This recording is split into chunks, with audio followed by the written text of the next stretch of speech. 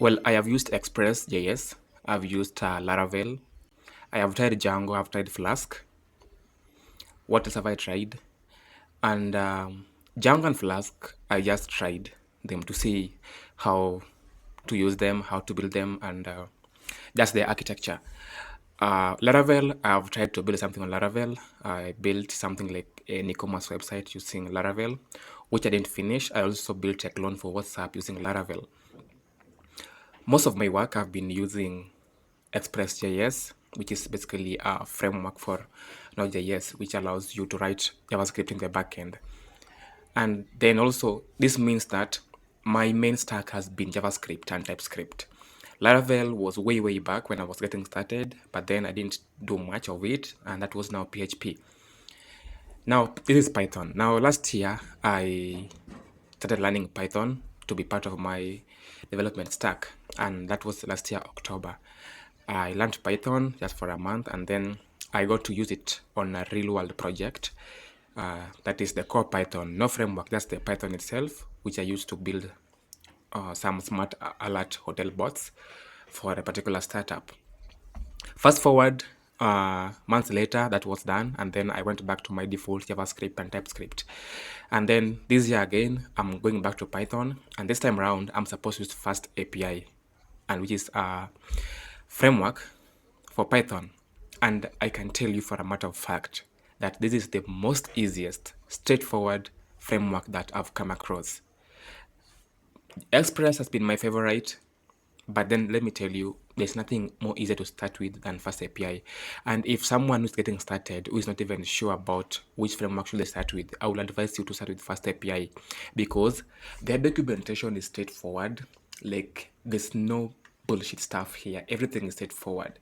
If you come to learn here, you get to see the tutorials for beginners, and then you can choose to go through that, and then you also have advanced user guide right here. That is if you want to go deeper into those topics that FastAPI covers here. Something also I love about FastAPI is that they have an inbuilt documentation which is built upon or on top of what we call the Swagger UI. So basically this like simple API or simple endpoint that you can build in FastAPI. What you do here, you simply install FastAPI, which of course you can do using FastAPI standard, and then import union from typing. That is if you want to add type annotations to your variables or anything of that type. And then just see, by just using this decorator here at app.get, then write the function down right there and what it returns.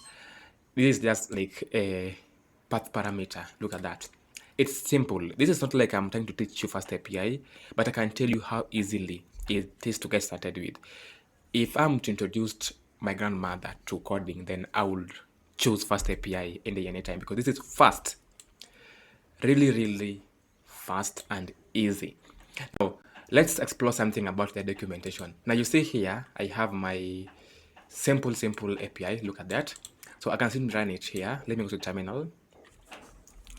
Let me clear the terminal and then just zoom in a little bit. Yeah. Now, for me to run this, I just need to type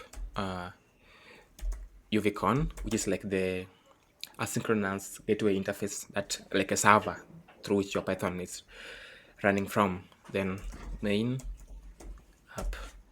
Then this will start my server on a local host port 8000. Look at this. Now we have this one here. If I click on this, it takes me to my browser, and you can see what we get back here is hello world, because we've just visited the home route here, and that is what we have defined here, home route. Now if I come to items here, this route, for example, I need to, for example, change the item ID to like a number, you know, or even a string. We have that flexibility because we haven't like defined what to accept, like the data type. And this parameter here is what the function itself will take in as parameters here. And then here you can see we now define, like, tell it the type of data to expect. In this case, we expect an int. And then we have like the query parameters, which you can also tell it can be either none or a string. Now look at that. Now let's try visiting this path here, items, and then we pass something like our item ID. So if I come back here in the browser, I'll simply replace this. Then items, sorry, Control Z.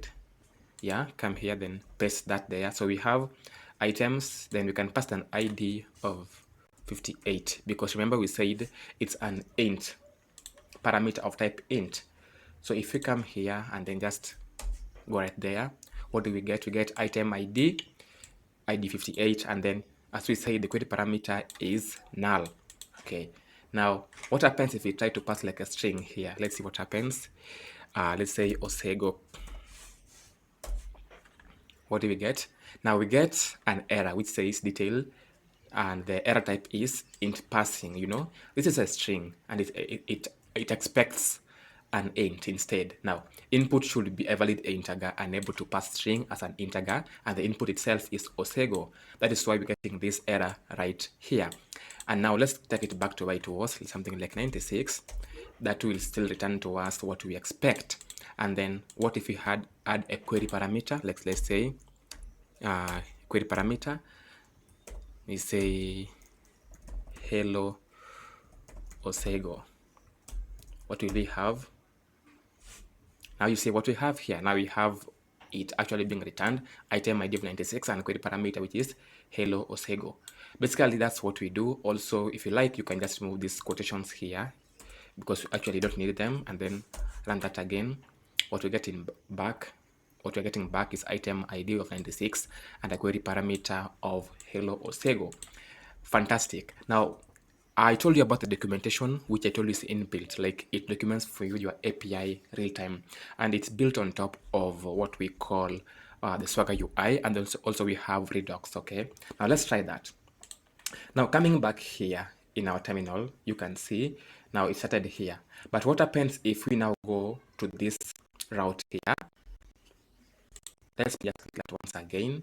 Now back to hello world. But then in our parameter here, if we just pass like /docs,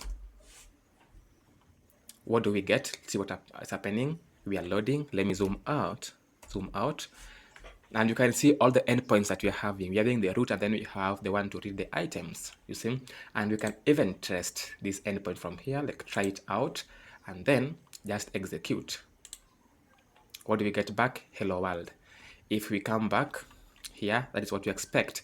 And then we have another documentation also built on top of this FastAPI, and that is called ReDocs. So instead of having docs here, what you can do here, just type ReDoc. Then see what happens. We have another documentation of our APIs. So straightforward, this is the #1 framework that I can recommend to anyone getting started, or even if you're getting it hard to pick a framework that is easy to get started with, then go pick FastAPI and tell me what you think about it. If you think there's any other easy framework than FastAPI, comment down below and let me know. That was it for this video. Osego Codes signing out.